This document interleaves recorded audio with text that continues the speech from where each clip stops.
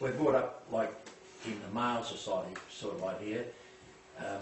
What I'm getting at is, do women have an advantage being able to feel and show their emotions, to be able to release, to work on this sort of process that's happening? Each gender has a different advantage.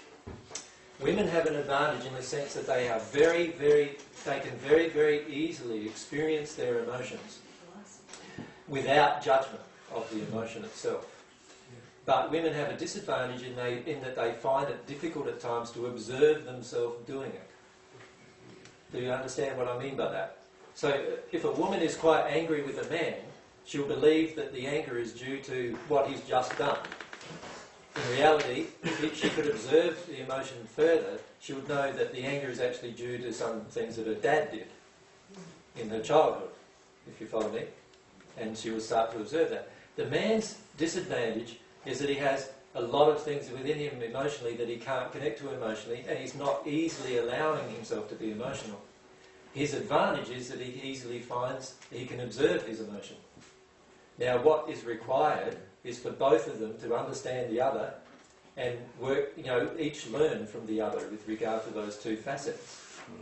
So a woman can help a man by showing a man how to just experience his emotion without judgment. A man can help a woman by showing her how to observe the experience of emotion as not being something that is currently created, but was something that was created years before, probably in her childhood. Do you follow me? And each one of the sexes can help the other. And that's how God designed it, because the two halves of the soul each have something the other half of the soul needs for its own progression. But aren't we better than the female side? I'm surprised you didn't get there. Oh, you used to those comments. Yeah. You got lots of it. But the emotion coming from you is, oh, you can do it. I'll just overlook that one. And yeah, this whole thing of women are from Mars, men are from Venus, that kind of, or other way around actually, is what the book says. But, it is all really just based around injuries, really, all of those kind of things. The truth is that God made us to be perfect complements of each other, and we can learn a lot from each other by observing each other and how we act in different situations. So a male can learn a lot from how the female experiences her emotions. The female can learn a lot from how the male is capable of observing the emotion. Right? And you will need both of those things in your life to progress. You'll need to know how to experience your emotions, but you'll also need to be able to observe them without acting upon them. When I say acting upon them, I'm angry, I feel like murdering someone.